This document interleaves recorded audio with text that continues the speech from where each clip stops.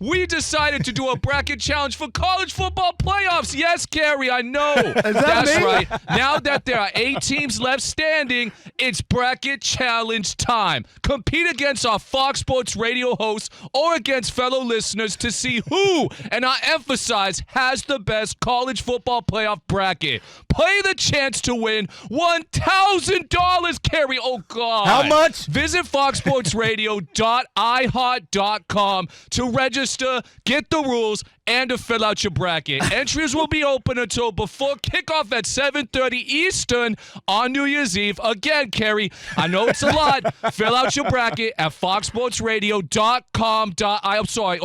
iHeart.com for your chance to win $1,000. Oh. Thanks, Rob. All right, Rob. How much was it, Rob? How much money? $1,000.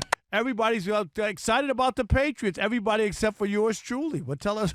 Yeah, this is a glass half full, glass half empty conversation. Because if you talk about yesterday's game, we'll just focus on yesterday for a second. Drake Maye was nearly perfect. He had the highest QBR in NFL history for any single game. Yep. 99.8. In just under 2.5 quarters of action, he went 19 of 21 for 256, 5 touchdowns, 0 picks.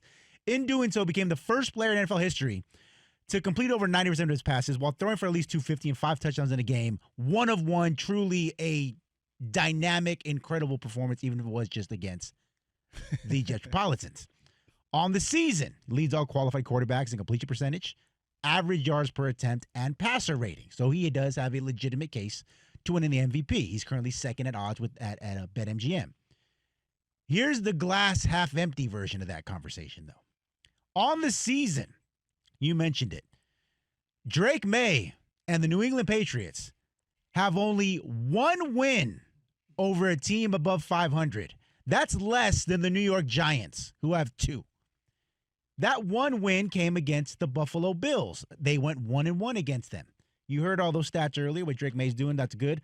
On the bad side, going up against the Buffalo Bills, the only good team they've beaten, 1-1, completion percentage down about 5 points, yards per game down almost 40 yards per game, 0 touchdowns, 1 interception. That's there it is. I mean, and you got to play who's on the schedule. Yes. I'm not knocking it. I'm not. You know what I'm going to say, yes. But when I do a deep dive and I'm trying to decide who's going to be the MVP, go back. Rob G, was it the last one that Aaron Rodgers won? His last MVP, number 4, over Tom Brady had better stats. Mm-hmm. Aaron Rodgers had bigger wins. Mm-hmm. Remember he went to Arizona when they were 7-0. He went there without Devontae Adams, and they won on the road. Yep. Like, he had wins like that where you look and go, wow. Mm-hmm. Where Brady had more touchdowns and more yards and stuff, and Mm-hmm. people didn't just go for that. Like, he didn't have those kind of signature wins. Yeah. And that's what you're looking at. And against the best team, you just said it, no touchdowns and 1 pick. Yeah. Even though they're 1-1, wasn't him when they won the game. No. Yeah. And so when you look at those stats, that's kind of, I'm going to be honest, it's kind of where, like, when they put up Matthew Stafford's numbers, Mm-hmm. and they say, oh, he's 7th in this, 10th in Yeah. that. They just They had it look up. great. Yeah. Right? Look great. No All-Pros, 2 Pro Bowls. One was a reserve, Mm-hmm. because somebody got hurt. Of course, yeah. Like that. Those are the things that should scare you because the numbers are so big. But then you got to understand how they were accumulated. I covered the Lions on home and road for almost 20 years Mm-hmm. as a columnist in Detroit. Lions down 21-0. Here we go. Yes. No, seriously. No, I know. You're right. And you're right. And yes. as a defensive player, cornerback, they're going to throw in front of you as long as they don't go over the top. You're Yes. okay with them. Am I right? Like, Yes. the game has to progress. They got Yeah. don't throw the ball in 100%. front of you. They're not going to run the football. Right. You can't run the football. You're down 21-0. You're down 17-0. You got to throw the ball to try to get back in the game. You're not going to have a 9-minute drive to get 1 touchdown. Yes. So a lot of those stats, that's why you got the nickname Stat Patford in Detroit. Yeah. But anyway, in this case, it's the Patriots. I get their record. I get their turnaround. Everybody wants to crown Mike Vrabel. Yeah. Oh, my God, look at the job he's done. It just feels empty to me. And there are stats and win totals and stuff that feel empty sometimes.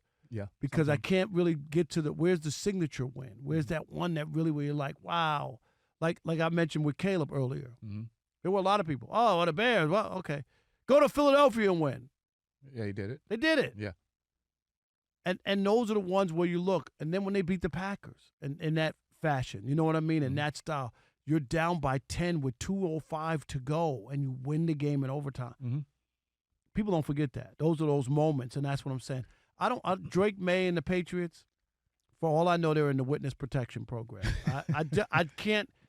I don't feel that way about them this year, despite all the wins. Yeah, there's a lot left to be desired when it comes to the Patriots and Drake Maye. Drake Maye's had an awesome year. He's coming into this year, I picked the Patriots to get back into the playoffs and win that division, and so a lot of people thought I was crazy. But, I mean, there was scheduling things that went into account with that. But also, I didn't believe in Buffalo coming into this year, and I didn't believe in Miami, and definitely not the Jets. So I saw the Patriots taking a step forward. That's a good. I mean, Right. that's a good pick. Right, Seriously. with Vrabel and those guys, and they've cashed in on that. They've cashed in on one of the weaker schedules, which is fine. But, again, we talk about it, Rob, and I'm going to always say, like, you have to win those games as well, Sure. which they did. So they got that handled. But as far as Drake Maye being the MVP this year, he had those teams and those wins and those stats are a little bit skewed and a little bit empty when it comes to what he's achieved. But I also don't want to take away from the season he had. So I want to say he's right there. He's deserving of being in the race. But, my MVP for this year, I'm going Matthew Stafford, which, we may have a disagreement on. But I don't know if you can disagree with it on this year in particular. I think he's the guy. Yeah, I told you by default. Yes. But there's nobody else there. The only guy who I thought had a chance to beat him, I really did. I thought Josh Allen had a chance, and then he had a bad game. What game was that? It was Rob 2 games in a row. 2 games in a row. Yeah, where he really didn't play that well. He threw for under like 140 yards or something. Yeah, there was one that was really who they played there. Because right before that he had 2 back-to-back unbelievable comebacks, including against the Patriots. Mm-hmm. Remember that? Mm-hmm. Like they were down 21-0 in the first quarter. Oh, they tried to bring him back into the mix for sure. Yeah. He was definitely after. And then there was another game, Rob G. What was the other one? He had back-to-back comeback wins against the Bengals and the Patriots. Oh, it was the Bengals. Yeah, that one. But the Patriots won because the Bengals. Okay, we know that. And that was on the road. They were down 21-0, I believe. Early, early 21-0, and that was one where on the road. Yep. And then he had the 2 bad games, right? Cleveland, he goes 12 of 19 for 130, no touchdowns, no picks. And then the Eagles, 22 of 35, no touchdowns, no picks. Right. And missed a lot of throws, too. Yeah. Yeah. So, no, he's definitely not in the mix. No. So you feel more comfortable giving Drake Maye the MVP despite stat padding, you say, against bad teams, than Matthew Stafford because his team is not winning. No, he said Matthew Stafford by default. I said by this year. default. I know, but you don't feel good about it, is what I'm saying. No. Would you feel better giving it to Drake Maye than Matthew Stafford? No. Okay. I don't. Like, okay. I'm being honest. Okay. I'm not like that. I'm not that seriously. I just can't look at Drake Maye and think he's going to be the MVP. I can't. I think there's like a conversation for Stafford. But this is very weird in that so late in his career where, like I said, he's never been in that conversation. Never. Like his whole career. Yeah. He's never been in that conversation. You can look it up. I don't think he's ever gotten an MVP vote. Like, seriously. And despite all of these huge numbers that people talk about, I don't think he's ever gotten one. Let me throw something out to everybody here. Well, okay, outside of the quarterbacks, I think it's pretty much solid. If he has a good game today, it's over. Matthew Stafford. Is there any non-quarterback person or player that you would throw in that mix, Rob? The only one who would have had a chance would have been McCaffrey, but no. I don't see anybody. What about Myles Garrett? Team's not good enough. I know, but got it. That's the only. And the problem with that is you haven't played in any meaningful games, and that matters. You know that. Like it's easier to perform where the score is not the issue. I could just go hard 100%. and go for the quarterback every single time. Am I right? You're right. Like seriously. You are. There's times when I can't because I can't 100%. And people don't understand that. When winning's on the line, you got to play a little different. You I do. can't just go all out That's true. on everyone, just piling up stats for myself True. when it doesn't matter. So Well, it's been really a two-horse race for about 3 or 4 weeks now between Stafford and May. Yeah. There were only 2 guys who even had any kind of outside dark horse chance of winning it in that time. Josh Allen, you mentioned, who fell off. And up until last night, there was some money, not a lot, but money coming in on Caleb Williams, who was third Really? entering Sunday night's game because of all the comeback wins, because the Bears are this kind of Cinderella he's story. exciting. I And wouldn't if, see him if at an they MVP. would have won last night, I don't still think he would have won it, but he could have made it a lot more interesting than just these 2 guys. right? I agree with that. That would have been a good. Yeah, that's a good one. Yeah. if they win. If they won that and San then he Francisco threw that game? touchdown to win it, cardiac kids. Yeah. People would be like, "Oh wow, like look at where they are." I agree with that, but I like that. still he's had a great season. He really has. I agree. The throws he made last night were. There's only a couple of people that can make those throws. And you know what? Kyle Shanahan bigged up him. You heard him, like the comments about how He's good one of he the is. best throwers. Yeah. Yeah, and you know this, like out of the pocket, moving. Off He could throw the schedule. football from anywhere. It just seemed like it. Like that last throw, he couldn't get anything on it, Yeah. but he was right. It was right there. He He needs. skipped in front of the receiver. Am I Yeah, right? Like, you're like right. that ball was.